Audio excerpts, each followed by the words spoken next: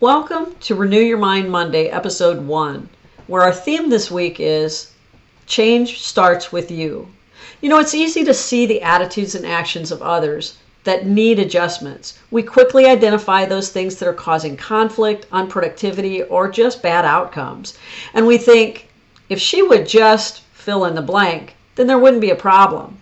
It's always much more difficult to recognize and accept those same tendencies in ourselves. But the truth of the matter is that the only person I can control is me. I can't change anyone else. I may be able to influence them in a better direction, but I can't change them. However, I can change myself. Maybe you've heard the famous quote by Mahatma Gandhi where he said, "Be the change that you wish to see in the world." There's actually a lot of biblical truth in that phrase.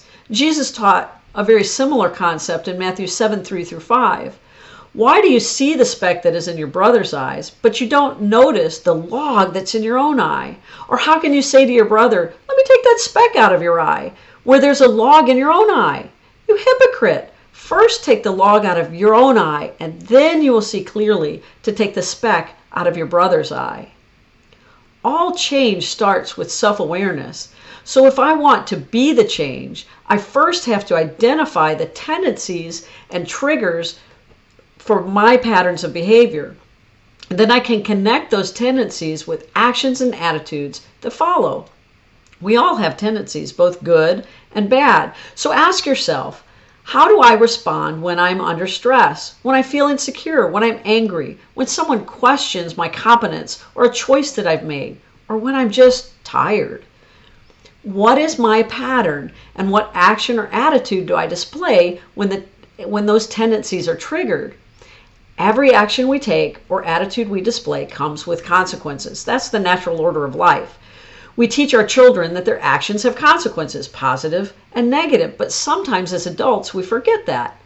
If I fly off the handle in anger, I will get a corresponding response from the recipient of my outburst.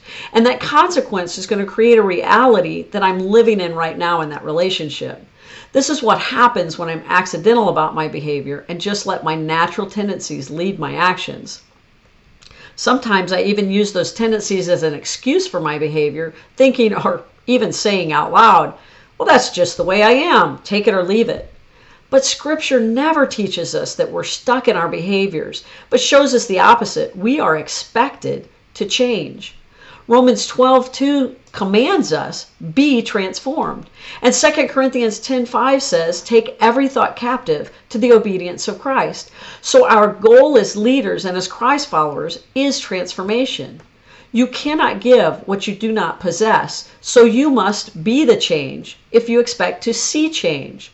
Once I've identified my tendencies and connected it with the dissatisfaction of my present reality, then I can begin to learn to intentionally lead myself to better outcomes.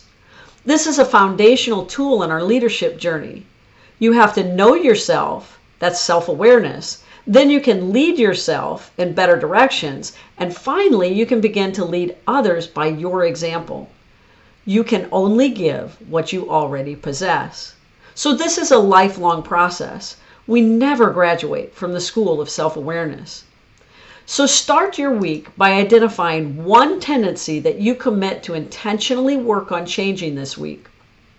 Make it the first entry in your tendency log and use the Know Yourself to Lead Yourself tool to intentionally lead yourself in a better direction. But be sure to show yourself grace. You won't experience instant success every time. But begin the process of living with intentionality that brings transformation, because change starts with you. You'll be a better leader to yourself and those around you at work, home, and play.